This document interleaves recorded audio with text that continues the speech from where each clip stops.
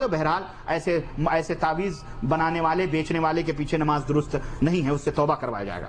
اگر آدمی گناہ کرے تو اس کو معلوم ہو کہ میں غلطی یا گناہ کروں تو پھر یہ گناہ کرے تو اس آدمی کے مطابق اللہ کیا فرماتے ہیں؟ ابھی میں نے بتلایا مسلسل گناہ کرتے کرتے آدمی کا احساس ختم ہو جاتا ہے اور کبھی کبھی وہ چھوٹے چھوٹے گناہ بڑے ہو جاتے ہیں۔ اس لیے بہرحال اللہ رب العزت یہ فرماتا ہے کہ جیسا کہ اللہ کے نبی نے فرمایا، ایک گناہ کرنے کی وجہ سے دل پر کالا نقطہ پڑ جاتا ہے، پھر دوسرا گناہ کرنے کی وجہ سے پھر پڑ جاتا ہے، پھر تیسرا چوتھا، اس طرح اس کا دل بالکل سیاہ ہو جاتا ہے۔ تو ایسا کرنے سے بچنا چاہیے۔ ایک آدمی نے گناہ کبیرہ کیا پر اس توبہ کیا، اس نے پھر گناہ کبیرہ کیا، پھر توبہ کیا، 3 یا 4 دفعہ گناہ کبیرہ کیا، تو کس حد تک اس کا اللہ قبول کرنے والا؟ اللہ چاہے تو اس کے ہر دفعہ وہ 100 دفعہ گناہ کرے اور 100 دفعہ اپنے رب سے معافی مانگے، اللہ اسے 100 دفعہ معاف کر سکتا ہے۔ ہم اور کون ہوتے ہیں، آپ کون ہوتے ہیں اس کو جو ہے وہ کرنے والے؟ جب ہم نماز کے پیچھے جب ہم نماز 786 انہوں نے لکھا ہے، بھائی اللہ سے توبہ کرو، ابھی آپ نے اس کا جواب سنا ہے۔ جب ہم نماز امام کے پیچھے پڑھتے ہیں، اس میں چند لوگ سورہ فاتحہ پڑھتے ہیں، چند لوگ نہیں پڑھتے، اس کی نماز میں کہاں تک اہمیت ہے؟ میرے عزیز، اللہ کے نبی صلی اللہ علیہ وسلم نے فرمایا ہے کہ امام کے پیچھے ہو یا غیر امام کے پیچھے ہو، سورہ فاتحہ پڑھنا فرض ہے، ضروری ہے، اس لیے امام کی نماز پڑھیں، آپ سورہ فاتحہ پڑھیں۔ یہاں سعودی عرب میں جب کسی کتاب یا اخبار میں کوئی ننگی تصویر نظر آتی ہے تو اس کو کالے رنگ سے ڈھک دیا جاتا ہے، لیکن ٹی وی پر جو پروگرام ننگے دیکھے جاتے ہیں اس کو روکنے کا انتظام کیوں نہیں کیا جاتا؟ اللہ آپ کو توفیق عطا فرمائے۔ اللہ ان ننگی تصویر کرنے والوں کو بھی توفیق اور ہدایت عطا فرمائے۔ گناہوں سے توبہ اور استغفار کا مسنون طریقہ کیا ہے اور کن گناہوں سے توبہ کے ساتھ کفارہ ادا کرنا ضروری ہے؟ یہ ایک مستقل موضوع ہے۔ بہرحال توبہ کرنے کے 3 ارکان ہیں۔ ایک تو یہ کہ آدمی سچے دل سے توبہ کرے، نمبر 1۔ نمبر 2، جس گناہ سے وہ توبہ کر رہا ہے اس گناہ کی طرف نہ پلٹنے کا مکمل طور پر عزم اور پختہ ارادہ کرے، اور نمبر 3، اس کے بعد وہ نیک اور صالح اعمال کی ابتدا کرے۔ یہ توبہ کرنے کے اگر وہ ایسا کرتا ہے تو سمجھو اللہ کے ہاں اس کی توبہ قبول ہو چکی ہے، لیکن اگر وہ ایسا نہیں کرتا تو سمجھو اس کی توبے میں بہرحال خلل ہے۔ اور یہی استغفار ہے، استغفر اللہ سے اللہ کے نبی فرماتے ہیں کہ ایک روایت میں آتا ہے کہ میں دن بھر میں 70 دفعہ، اور ایک روایت میں آتا ہے کہ میں دن بھر میں 100 دفعہ اللہ سے اپنے گناہوں کی معافی مانگتا ہوں، جبکہ ان سے کوئی گناہ سرزد ہی نہیں ہوتے۔ یعنی استغفر اللہ یہی ہے۔ ہم لوگ جب نماز کے لیے رکعت باندھتے ہیں، کچھ لوگ اپنے ہاتھ سینے پر رکھتے ہیں، کچھ لوگ ناف کے اوپر رکھتے ہیں، ان دونوں میں کون سا طریقہ مناسب ہے؟ اور رکعت میں ہاتھ باندھنے کا طریقہ کتنا اہم ہے؟ کیا اس سے نماز مقبول نہ ہونے کا اندیشہ کہاں تک ہے؟ اولاً جو نبی کریم صلی اللہ علیہ وسلم کی سنت ہے سینے پر نیت باندھنا، وہی نبی کریم صلی اللہ علیہ وسلم کی صحیح روایت سے ثابت ہے۔ البتہ جو لوگ ناف کے نیچے نیت باندھتے ہیں، کوئی صحیح روایت اس تعلق سے موجود نہیں ہے، بلکہ جتنی بھی روایتیں ہیں وہ ثابت نہیں ہیں، ضعیف ہیں۔ اس لیے پختہ اور پکی حدیثیں لے کر کے اس کے اوپر عمل کرنا چاہیے۔ اللہ تعالی ہم سب کو سنت پہ عمل کرنے کی توفیق عطا فرمائے۔ ہمارے گاؤں کی مسجد قبرستان میں بنی ہوئی ہے، اور جب اس کی نئی تعمیر کا کام ہوا اس وقت اس کے بنیاد میں 2 یا 3 قبریں بھی آ چکی ہیں، اور بالکل امام کے سامنے قبلے کی طرف مسجد کے باہر ایک پختہ قبر بنی ہوئی۔ کیا ایسے میں اس مسجد میں نماز قبول ہو سکتی ہے؟ اس مسجد میں نماز پڑھی جا سکتی ہے؟ اگر وہ قبر مسجد کے صحن میں ہے تو اس قبر کو کھود کر امام قبرستان میں دفن کر دیا جائے گا، لیکن اگر وہ قبر مسجد کے صحن میں نہیں ہے اور مسجد اس سے الگ ہے تو یقیناً کوئی حرج اس مسجد میں نماز پڑھنے سے نہیں ہے۔ البتہ قبرستان میں مسجد بنانا حرام ہے، قبرستان میں مسجد بنانا حرام ہے، اور خود مسجد کے اندر قبر بنانا بھی حرام ہے۔ درود ابراہیمی پڑھتے وقت محمد صلی اللہ علیہ وسلم کے نام آنے پر نماز میں کہنا چاہیے، یہ اس طرح پڑھ جیسا اللہ کے نبی نے فرمایا ہے اسی طرح پڑھنا چاہیے۔ اللہم صلی علی محمد وعلی آل محمد کما صلیت علی ابراہیم وعلی آل۔ اب یہاں جو محمد آ رہا ہے، اب یہ نہیں کہ آپ رک کے صلی اللہ پڑھیں، آپ تو پڑھ ہی رہے ہیں نبی صلی اللہ علیہ وسلم کے اوپر درود، سمجھ رہے؟ تو ایک دفعہ جب اگر جیسے مثال کے طور پر اگر آپ سے کوئی غلطی ہو گئی نماز میں تو آپ سجدے سہو کر رہے ہیں، سجدے سہو کر رہے ہیں، اب اس سجدے سہو میں سہو ہو گیا تو پھر کیا کریں گے؟ اب اس کے لیے تیسرا سہو کریں گے؟ نہیں، اللہ معاف کرے، وہی کافی ہے، ٹھیک ہے؟ تو جو درود تو پڑھ ہی رہے ہیں، اب اس میں نبی صلی اللہ علیہ وسلم کہنا پھر پلٹیں تو پھر یہ تسلسل کہاں تک ختم جائے گا؟ بھائی یہ کہاں ختم ہوگا؟ اس لیے وہاں نہیں، بلکہ جیسا اللہ کے نبی صلی اللہ علیہ وسلم نے فرمایا اس طرح سے آپ کریں۔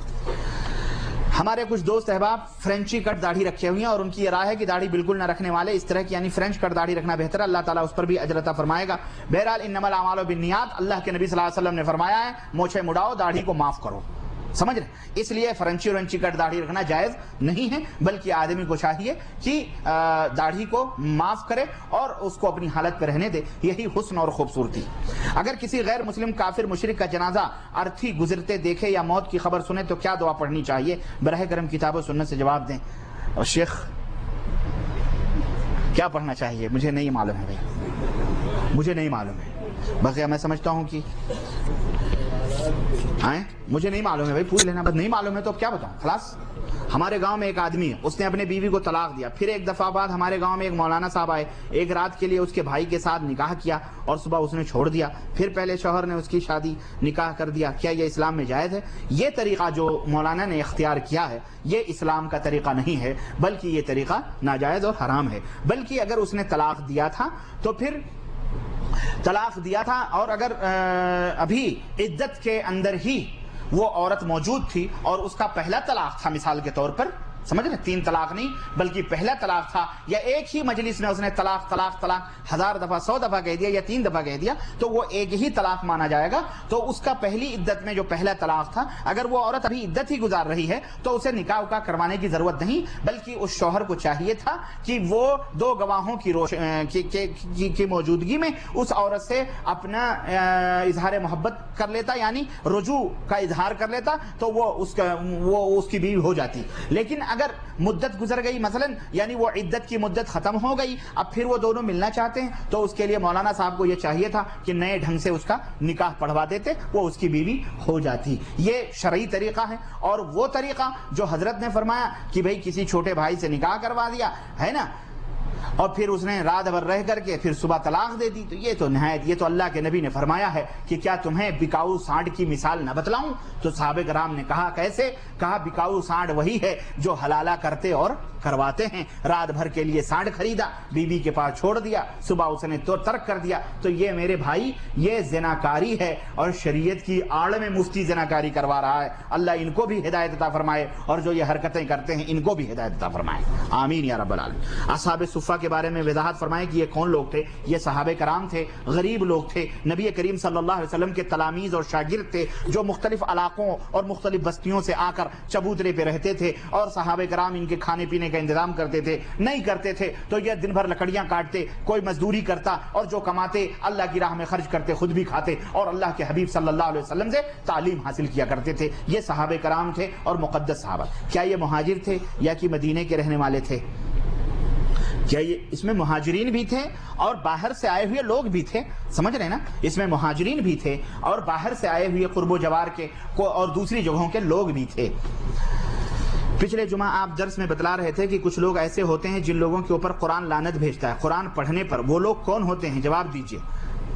وہ لوگ ہوتے ہیں جو قرآن پڑھتے ہیں لیکن قرآن کے فرمودات پر عمل نہیں کرتے ہیں، قرآن کے مطابق عمل نہیں کرتے ہیں، ایسے لوگوں کے اوپر قرآن لعنت بھیجتا ہے، اور ایسے لوگوں کے خلاف کل قیامت کے دن یہی قرآن دلیل بن کر کے کھڑے ہوگا۔ اللہ ہمیں قرآن کو ہمارے لیے دلیل بنائے، ہمارے خلاف دلیل نہ بنائے، بولو آمین آمین۔ ہنڈی سے رقم روانہ کرنا جائز ہے یا نہیں؟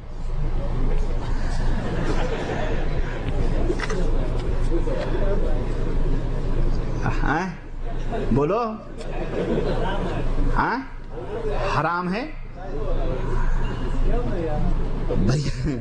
بھائی، اختلاف ہے، اس میں اختلاف ہے، واللہ اعلم بالصواب۔ لا تسألوا عن اشیاء ان تبد لکم تسؤکم، ایسی باتیں نہ پوچھوں کہ اگر بتلا دی جائیں تو بری لگیں، مجھے نہیں معلوم ہے، بہرحال علماء ہیں، پوچھ لیں آپ ان سے۔ کیا کوئی آدمی اپنا نام نور النبی رکھ سکتا ہے؟